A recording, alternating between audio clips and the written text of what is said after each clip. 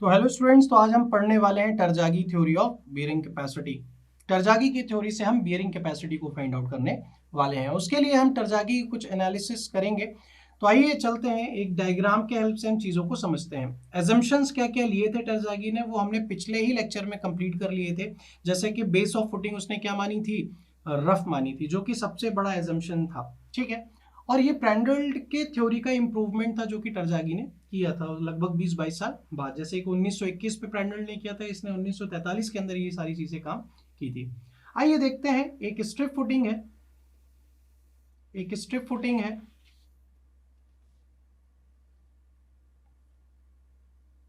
जो कि हमने पहले ही कंसिडर कर ली थी। यहाँ पे एक लोड आएगा क्यू के नाम का।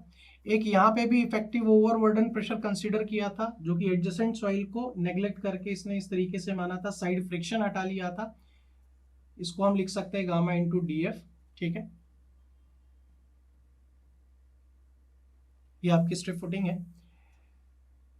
जो टरजागी ने ये जो फुटिंग के नीचे वाली जो भी सॉइल थी, जो स्ट्रेस सॉइल थी, उसको इसने 3 जोन में डिवाइड किया था। कैसे देखते हैं।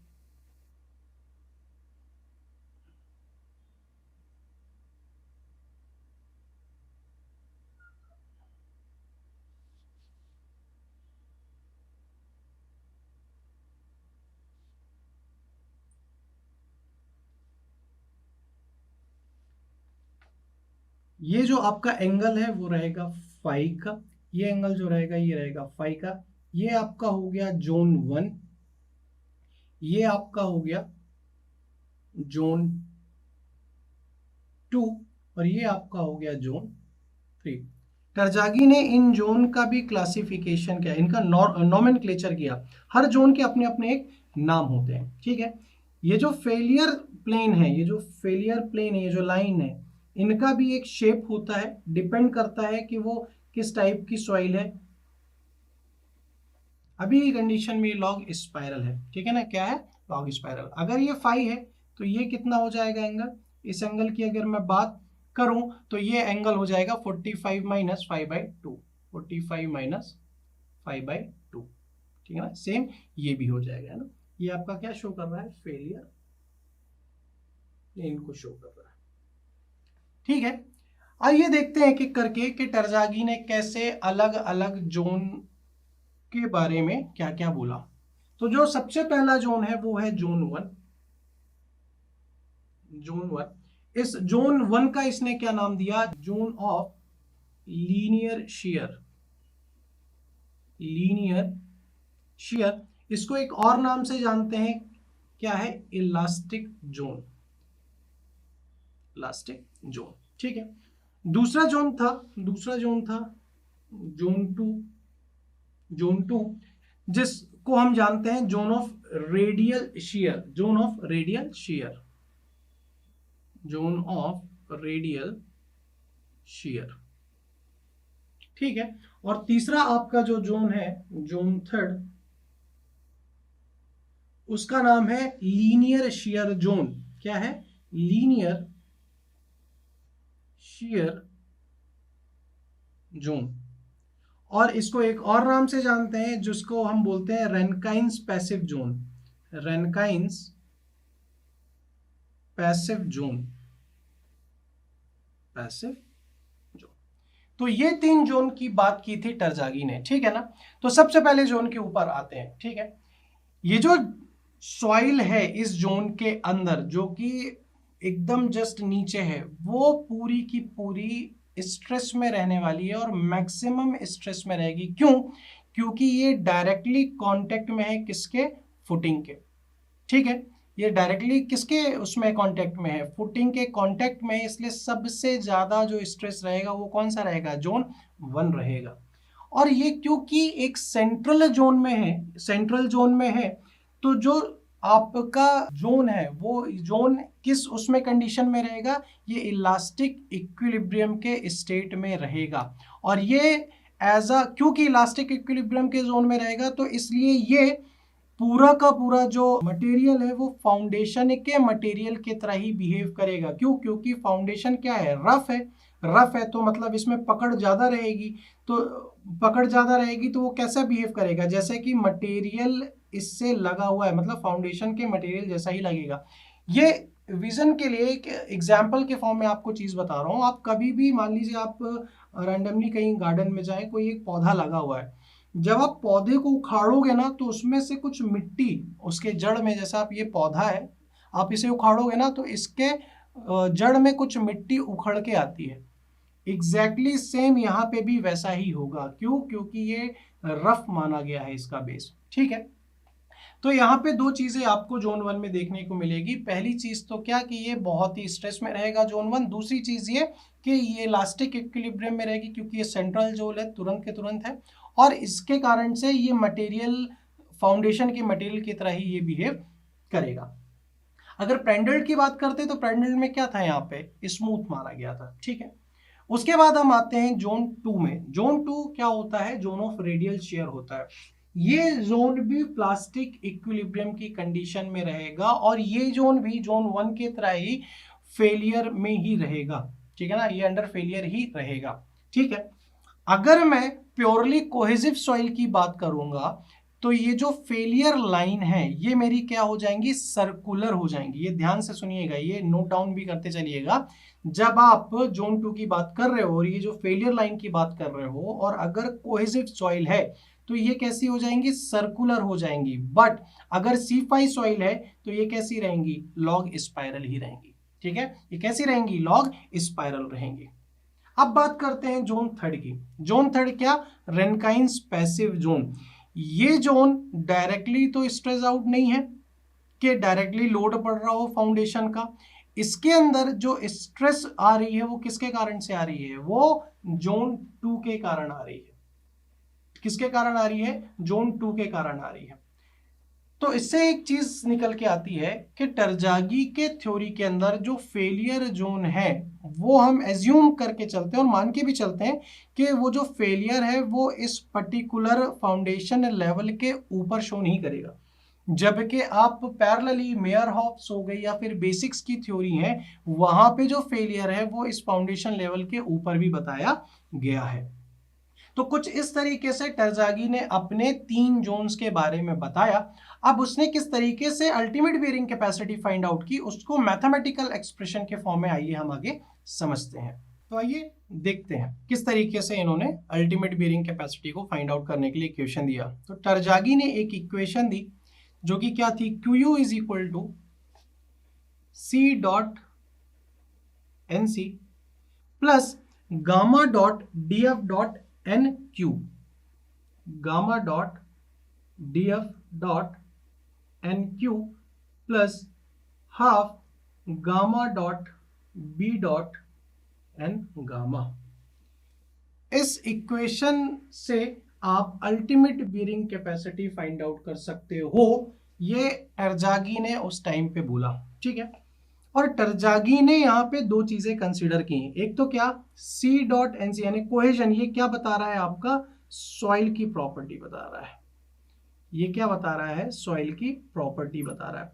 जबकि ये जो सेकंड और थर्ड टर्म है ये क्या बता रहा है? फाउंडेशन का साइज एंड शेप बता रहा है, क्योंकि यहाँ पे DF भी है और यहाँ पे विड्थ भी है। ठीक है, तो ये क्या बता रहा है? फाउंडेशन का साइज एंड शेप। ठीक है, ठीक है, चलिए ठीक है। अगर मैं बात करूं बी की, तो बी क्या है आपका? Width of footing, width of footing है। DF की बात करूं तो ये डेप्थ ऑफ फुटिंग है।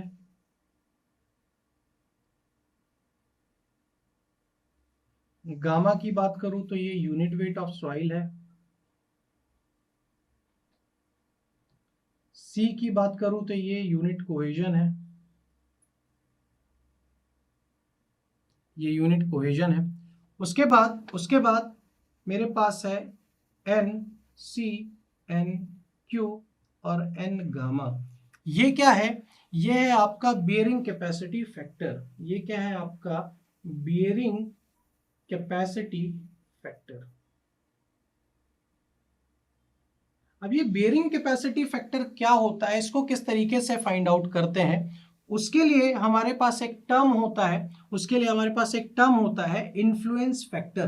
टरजागी ने ये जब फैक्टर दिए तो इनको फाइंड आउट करने के लिए हमारे पास एक फैक्टर दिया जो कि कहलाता है इन्फ्लुएंस फैक्टर, जो कि बेयरिंग कैपेसिटी फैक्टर को फाइंड आउट करने में मदद करता है। ठीक है ना, बेसिकली एक डायमेंशनल फैक्टर है जो कि यूज होता है बेयरिंग कैपेसिटी पैरामीटर को फाइंड आउट करने के लिए। ठीक है ना, और ये डिपेंड करता है फ्रिक्शनल प्रॉपर्टीज ऑफ सॉइल के ऊपर। किसके ऊपर? फ्रिक्शनल प्रॉपर्टीज ऑफ सॉइल के ऊपर। इन्फ्लुएंस फैक्टर को आप डिनोट करते हो एन फाई से। ठीक है, ये एन फाई क्या होता है? N phi is equal to ten square 45 plus 5/2। अगर इसको कुछ और तरीके से अगर आप लिखना चाहें तो इसको और क्या लिख सकते हैं? 1 plus sine phi upon 1 minus sine phi. ये बेसिक कॉन्सेप्ट है, हमें पता है, आपको पता है। अगर आपके पास एन फाई की वैल्यू है तो आप N C, N Q, N gamma find out कर सकते हो। तो सबसे पहले हम फाइंड आउट करेंगे एन क्यू को। एन क्यू क्या होता है? एन फाई मल्टीप्लाई ई की पावर पाई टेन फाई। ठीक है, ये फाई मतलब के फ्रिक्शनल प्रॉपर्टीज ऑफ सॉइल के बेसिस पे आप बियरिंग कैपेसिटी फैक्टर को फाइंड आउट करोगे। जब आपके पास एन क्यू आ गया एन फाई के टर्म से, इन्फ्लुएंस फैक्टर के टर्म से, तो आप क्या फाइंड आउट करोगे? एन गामा फाइंड आउट करोगे। एन गामा क्या होगा? 1.8 10 फाई एन क्यू प्लस 1। और जब आप एनसी की बात करोगे तो एनसी किसके टर्म में फाइंड आउट करोगे? उसे भी एनक्यू के टर्म में फाइंड आउट करोगे। कैसे? Cot phi is equal to NQ minus 1। ठीक है, एनक्यू माइनस 1। बट एक नोट है इसके अंदर, एक नोट है। क्या नोट है? देखेंगे, समझने की कोशिश करेंगे। अगर आपका जो केस है, सॉइल का केस है, वो प्योर क्ले का केस हुआ, तो अगर प्योर क्ले है मतलब के फाई इज इक्वल टू क्या हो गया? 0 हो गया। तो उस कंडीशन में आप क्या करोगे? देखते हैं। वहां पे जो आपकी एन फाई की वैल्यू क्या हो जाएगी?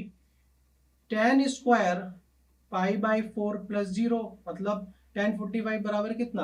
1 हो जाता है। ठीक है, अगर एन फाई की वैल्यू इतनी आ गई तो आप एन क्यू की वैल्यू निकाल लेंगे। एन क्यू की वैल्यू क्या हो जाएगी? एन फाई इंटू ई पाई 10 फाई, जो कि यहां से वैल्यू फाइंड आउट करने के बाद ये भी 1 आ जाएगी। अब आपको एन गामा फाइंड आउट करना है, तो एन गामा क्या करोगे? 1.8 10 फाई एन क्यू प्लस 1। यहां से एन गामा की वैल्यू क्या आ जाएगी? 0 आ जाएगी। बट जब आप एनसी की बात करोगे तो वो क्या होगी? नॉट डिफाइंड होगी।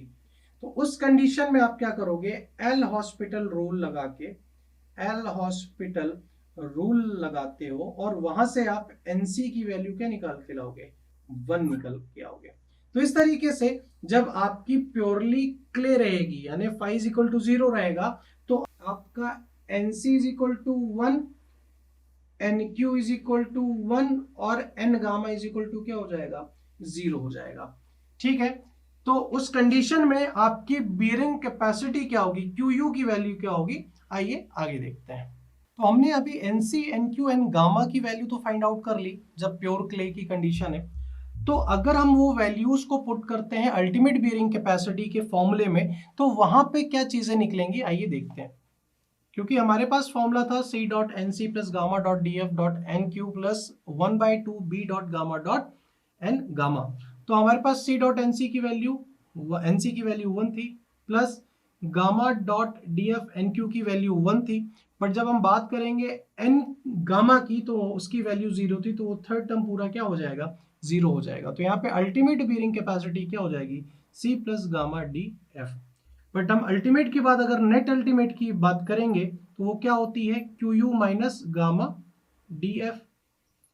तो नेट अल्टीमेट क्या हो जाएगी? यहां से क्यू यू की वैल्यू क्या है? C plus gamma D F minus gamma DF, यहां से ये कैंसिल।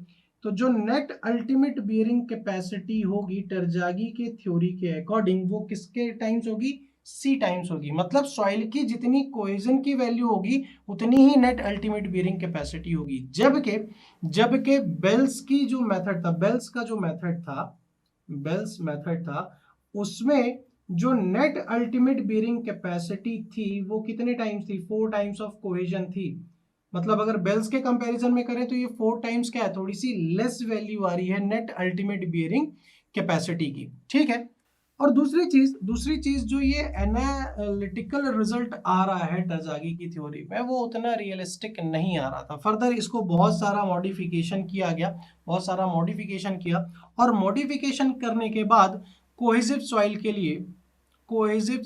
के लिए उसने कुछ और बियरिंग कैपेसिटी फैक्टर्स की वैल्यू निकाली, जैसे कि एनसी की वैल्यू 5.7 थी, आपकी एन गामा की वैल्यू आपकी 0 थी, और एन क्यू की वैल्यू 1 थी। अगर मैं यहां कंपेयर करूं तो प्रैंडल्ट के केस में क्या था, एनसी की वैल्यू 5.7 की जगह पे 5.14 थी, बाकी आपका एन गामा सेम था और एन क्यू जो फैक्टर था वो भी क्या था, सेम था, ठीक है। बट जब हम बात कर रहे थे सी सॉइल की तो टरजागी की थ्योरी के कंडीशन में भी क्या हो रहा है, अगर एन गामा 0 हो रहा है मतलब थर्ड टर्म मेरा 0 हो रहा है, मतलब वहां पे साइज ऑफ फुटिंग यानी बिड्थ ऑफ फुटिंग का कोई भी कंसिडरेशन हो रहा है क्या, नहीं हो रहा है।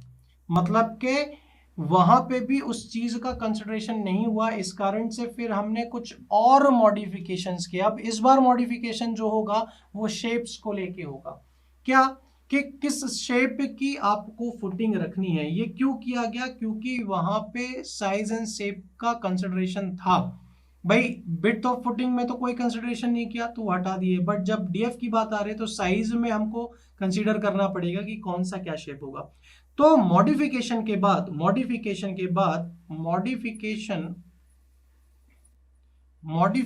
ऑफ यूबीसी फॉर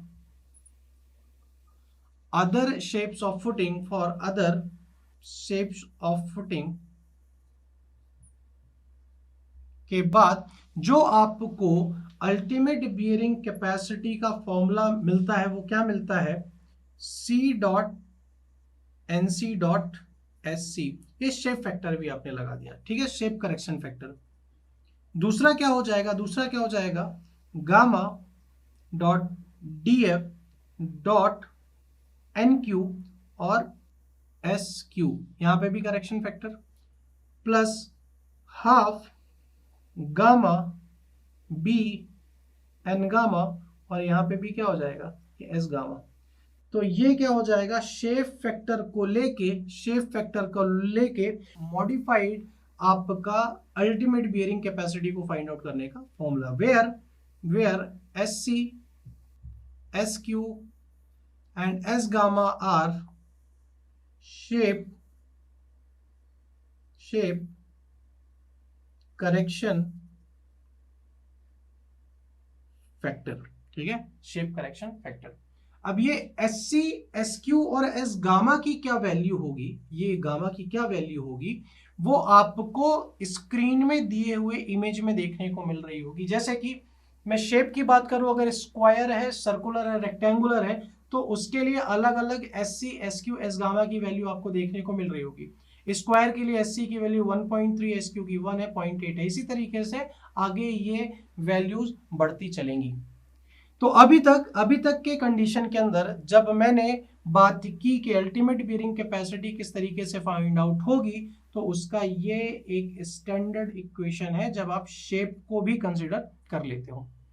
आगे आने वाले लेक्चर में हम देखेंगे कि जब वाटर लेवल भी वहां पे इंट्रोड्यूस हो जाएगा फुटिंग के आसपास किसी भी एक डेप्थ में, तो वहां पे क्या टरजागी की थ्योरी के इक्वेशन में क्या चेंजेस आएंगे। तो नेक्स्ट लेक्चर में मिलते हैं, आज के लिए इतना ही, थैंक यू वेरी मच।